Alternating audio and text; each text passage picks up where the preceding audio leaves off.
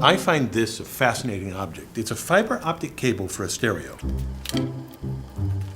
If I shine this laser pointer down the cable, it guides the light out the other end.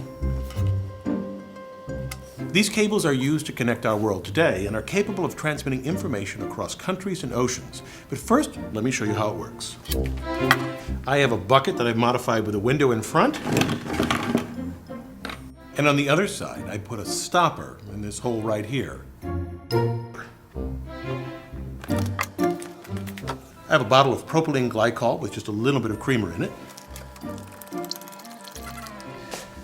A ring stand. And of course, a laser pointer. Now, keep your eye on this plug when I turn out the lights.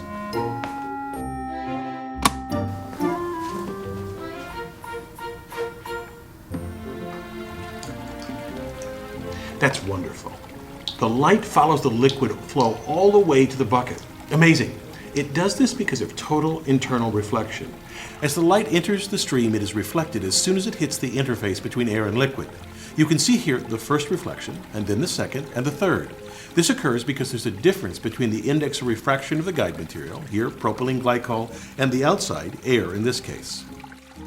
Recall that any time light strikes a surface, it can either be absorbed by the material, reflected from it, or pass into and through it. The latter we call refraction. It's easier to see from a top view. Reflection and refraction can happen at the same time, but if a light ray hits the surface at an angle greater than the critical angle, it will be completely reflected and not refracted.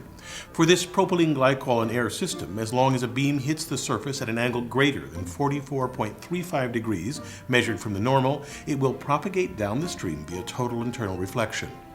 To create this same effect in an optical fiber, engineers create a core of glass, usually pure silicon dioxide, and an outside layer called cladding, which they also typically make from silicon dioxide, but with bits of boron or germanium to decrease its index of refraction. A 1% difference is enough to make a fiber work. To make such a long, thin piece of glass, engineers heat a large glass preform.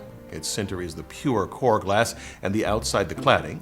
They then draw or pull a fiber by winding the melt onto a wheel at speeds up to 1,600 meters per second.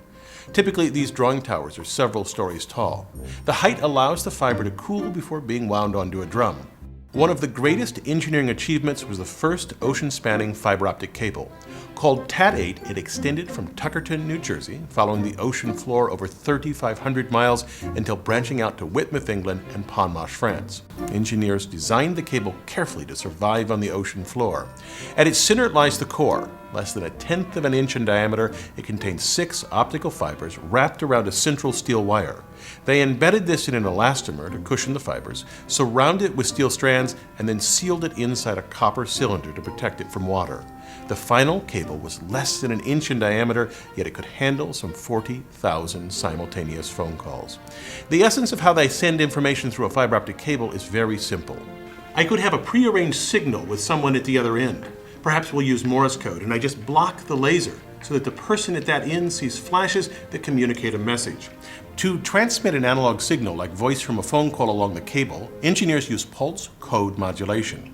We take an analog signal and cut it up into sections and then approximate the wave's loudness or amplitude as best we can. We want to make this a digital signal, which means discrete values of loudness and not just any value. For example, I'll use 4 bits, which means I have 16 possible values for the loudness. So the first 4 sections of the signal could be approximated by about 10, 12, 14, and 15. We then take each section and convert its amplitude to a series of 1s and 0s. The first bar of value 10, when encoded, becomes 1, 0, 1, 0. We can do this for each section of the curve. Now, instead of looking at the green waveform or even the blue bars, we can think of the signal as a series of 1s and 0s organized by time. And it is that sequence that we send through a fiber optic cable, a flash for a 1 and nothing for a 0. Of course, the exact method of encoding is known at the receiving end, so it is a trivial matter to decipher the message. Now, you may be wondering how a laser pulse can travel nearly 4,000 miles across the ocean. It doesn't without some help because the light will escape from the sides of the fibers. Look back at our propylene stream. Here's how the light attenuates as it travels. You can see here a narrow beam in the bucket that broadens a bit when it enters the stream, and then after the first bounce, the beam leaves even broader than it entered. That's because the interface with the air is uneven and the rays that make up the beam strike at slightly different angles.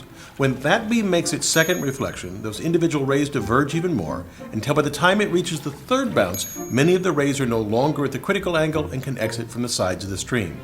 Here it happens in a few inches, but in a cable like Cat8, the signal travels a stunning 50 kilometers before it needs to be amplified.